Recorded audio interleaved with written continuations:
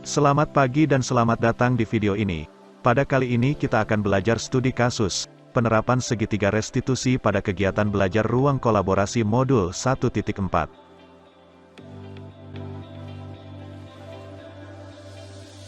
Bersama ini, kami dari kelompok 1, calon guru penggerak Angkatan 8, yang dari 2 kabupaten, diantaranya Kabupaten Samosir dan Kabupaten Mandailing Natal. Anggota kelompok ini, Bapak Aryo Pasaribu, Bapak Rajo Halomoan, Bapak Abdul Rozak dan Bapak Solo Situmorang.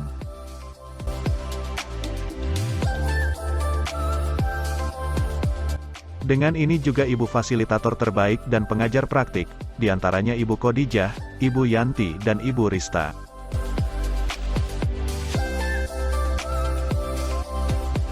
Mari kita mulai membahas kasus pertama. Secara singkat ceritanya adalah Ibu Santi, guru matematika mengalami sakit, sehingga digantikan oleh Ibu Eni. Pada pembelajaran Ibu Eni masuk ke dalam kelas pada saat pembelajaran, Vivi dan Natali mengetahui hal ini sehingga bersikap seenaknya, tertawa dan tidak mengindahkan kehadiran Ibu Eni. Hingga besoknya Ibu Santi hadir di sekolah. Siswa Natali dan Vivi dipanggil dan mengklarifikasi tindakan mereka. Lebih lanjut Anda bisa membaca cerita kasus ini.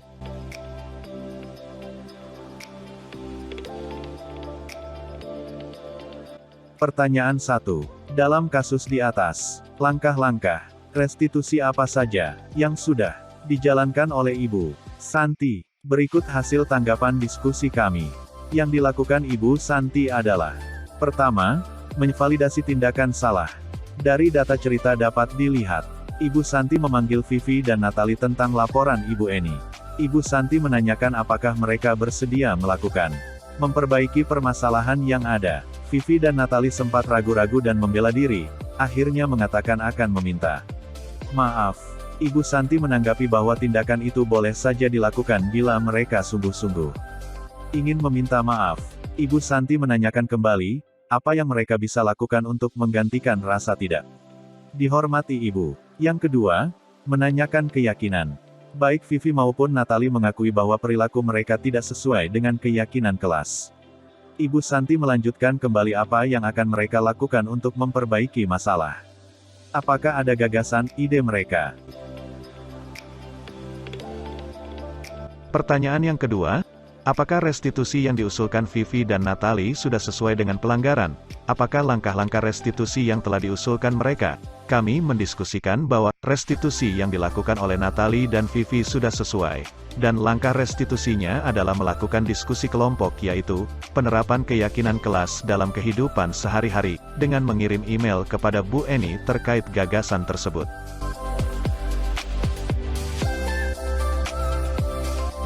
Pertanyaan ketiga, posisi apakah yang telah diambil oleh Ibu Eni dalam menangani Vivi dan Natali?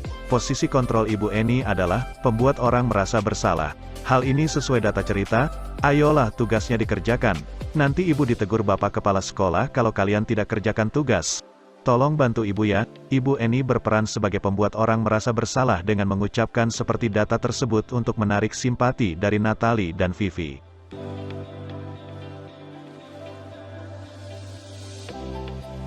Pertanyaan keempat, jika kami adalah Pak Hasan sebagai kepala sekolah, bagaimana kami menyikapi langkah yang ditempuh Ibu Santi? Berikut hasil diskusi kami. Langkah yang diambil Bu Santi sudah benar. Namun, Ibu Santi harus memperhatikan beberapa langkah, diantaranya menstabilkan identitas siswa, memposisikan diri sebagai manajer dan tetap memperhatikan kebutuhan dasar siswa, yaitu merasa diterima atau cinta kasih.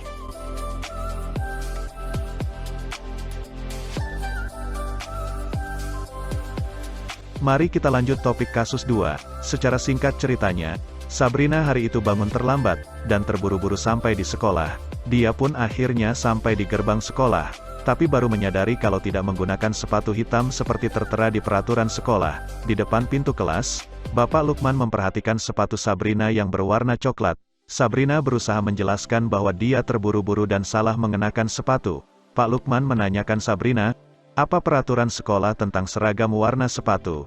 Sabrina menjawab sudah mengetahui sepatu harus berwarna hitam, namun terburu-buru dan salah mengenakan sepatu. Selain tidak mungkin kembali pulang karena rumahnya jauh sekali. Anda bisa mendalami cerita ini dengan membaca cerita kasus ini.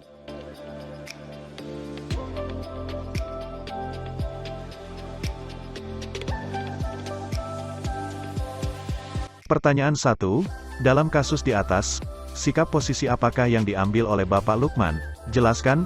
Apakah indikatornya? Kami mendiskusikan bahwa posisi kontrol yang diterapkan Pak Lukman adalah penghukum. Berikut indikatornya. 1. Pak Lukman memberikan hukuman yang tidak sesuai. 2. Pak Lukman tidak memberikan kesempatan meskipun Sabrina sudah meminta maaf.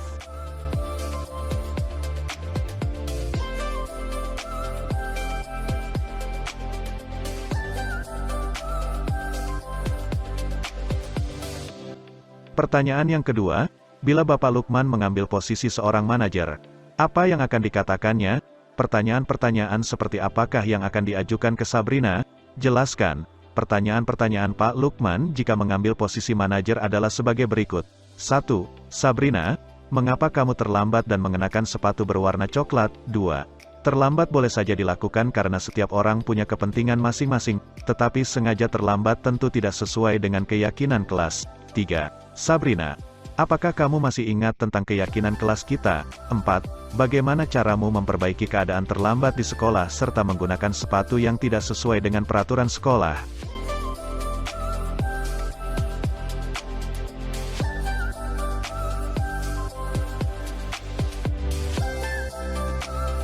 Pertanyaan yang ketiga, kira-kira bila Anda adalah kepala sekolah, di sekolah tersebut, nilai kebajikan apa yang ingin dituju oleh peraturan harus berwarna hitam? Dari hasil diskusi kami, nilai kebajikan yang dituju dari menggunakan sepatu berwarna hitam adalah keseragaman, kebersamaan dan kepatuhan.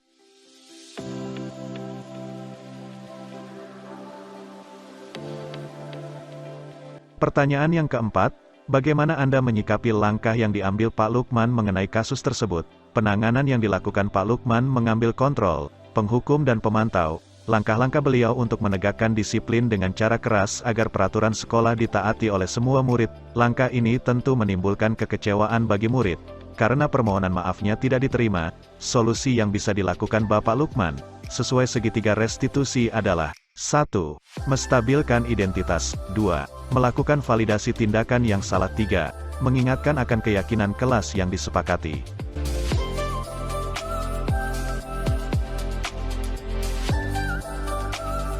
Mari kita bedah kasus yang ketiga. Sedikit review cerita kasusnya adalah, Ibu Dani sedang menjelaskan pelajaran bahasa Inggris di papan tulis. Namun beliau memperhatikan bahwa Fajar malah tidur-tiduran dan tampak acuh tak acuh. Pada pelajarannya, Fajar coba jawab pertanyaan nomor 3. Maju ke depan dan kerjakan di papan tulis. Fajar pun tampak malas-malasan maju ke depan, dan sesampai di depan papan tulis pun, Fajar hanya diam terpaku, sambil memegang buku bahasa Inggrisnya dan memainkan spidol di tangannya.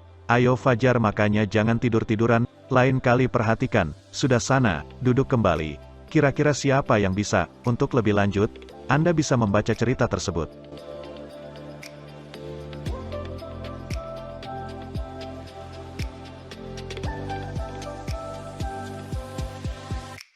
Pertanyaan yang pertama, posisi kontrol apa yang diambil oleh Ibu Dani dalam pendekatannya kepada Fajar? Dari hasil kolaborasi kami, Ibu Dani mengambil posisi kontrol, yaitu, membuat orang merasa bersalah. Berikut beberapa data kasusnya. Ibu Dani pun menjawab lirih. Gimana kamu Fajar? Kamu tidak kasihan sama ibu ya? Ibu sudah capek-capek mengajarkan kamu. Tidak kasihan sama ibu. Dan Fajar pun diam membisu.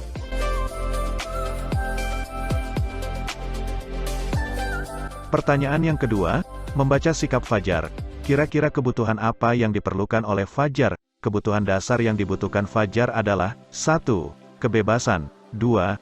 Kebutuhan hidup. 3. Merasa diterima, yaitu kasih sayang.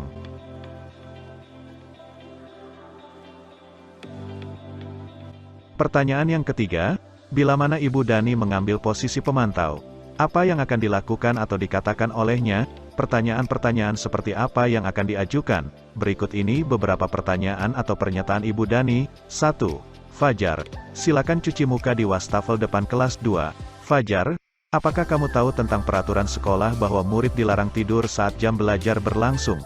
3. Apa hukuman atau sanksi bagi murid yang tertidur di dalam kelas saat jam belajar berlangsung? 4.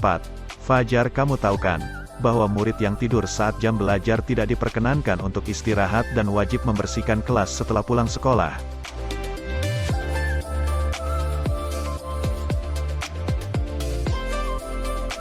Pertanyaan yang keempat, apabila Anda adalah kepala sekolah, di sekolah Fajar dan mengetahui hal ini, bagaimana tindak lanjut Anda?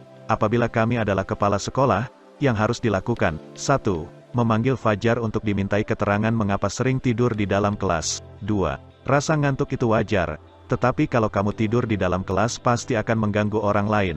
3. Apakah tidur di dalam kelas itu benar atau tidak? 4. Apakah tidak mengganggu orang lain?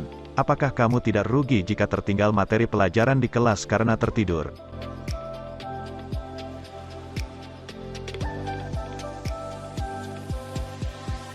Kita masuk ke kasus yang keempat, sedikit review ceritanya. Anto dan Dino sedang bermain bersama di lapangan basket, dan tiba-tiba terlibat dalam sebuah pertengkaran adu mulut. Dino pun menjadi emosi dan mengadakan kontak fisik, menarik kemeja Anto dengan kasar, sampai 3 kancingnya terlepas. Pada saat itu guru piket langsung melerai mereka, dan membawa mereka ke ruang kepala sekolah. Ibu Suti sebagai kepala sekolah berupaya menenangkan keduanya, terutama Dino. Dino, sepertinya kamu saat ini sedang marah sekali. Mendengar itu, Dino pun mengalir bercerita tentang kekesalan hatinya. Ibu Suti pun melanjutkan, bahwa membuat kesalahan adalah hal yang manusiawi, dan bahwa mempertahankan diri adalah hal yang penting. Namun meminta Dino memikirkan cara lain yang mungkin lebih efektif, karena saat ini Dino berada di ruang kepala sekolah. Dan jika ingin tahu lanjut kasus ini silahkan dibaca ya.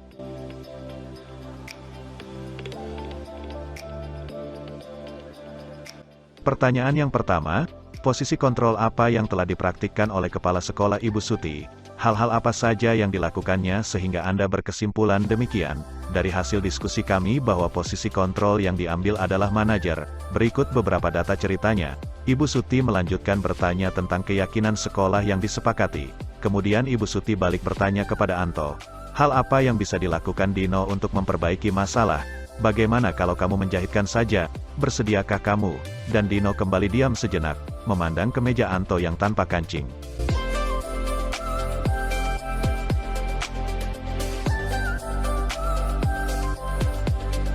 Pertanyaan yang kedua, dalam kasus tersebut, bagaimana Dino dikuatkan? Bagaimana Anto dikuatkan oleh Ibu Suti? Dino dikuatkan. Dino, sepertinya kamu saat ini sedang marah sekali. Mendengar itu, Dino pun mengalir bercerita tentang kekesalan hatinya. Ibu Suti pun melanjutkan bahwa membuat kesalahan adalah hal yang manusiawi, dan bahwa mempertahankan diri adalah hal yang penting.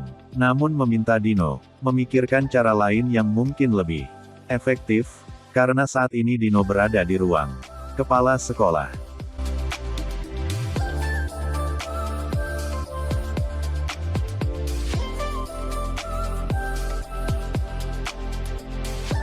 Anto dikuatkan. Bagaimana kalau kamu menjahitkan saja? Bersediakah kamu? Dino tampak ragu-ragu dan menanggapi. Menjahit? Mana saya tahu bagaimana menjahit, Bu. Ibu Suti meneruskan. Apakah kamu bersedia belajar menjahit? Dino berpikir sejenak, memandang ke meja Anto, dan menanggapi.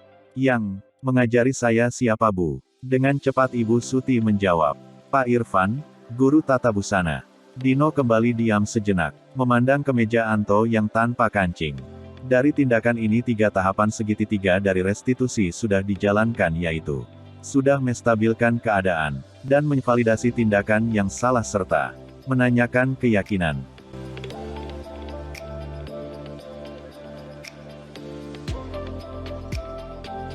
Pertanyaan yang keempat, kira-kira, nilai-nilai kebajikan atau keyakinan sekolah apa yang dituju dalam kasus tersebut? Jelaskan. Dari hasil kolaborasi kami, nilai kebajikan atau keyakinan kelas diantaranya, saling menghormati, bertanggung jawab, kejujuran dan kerjasama.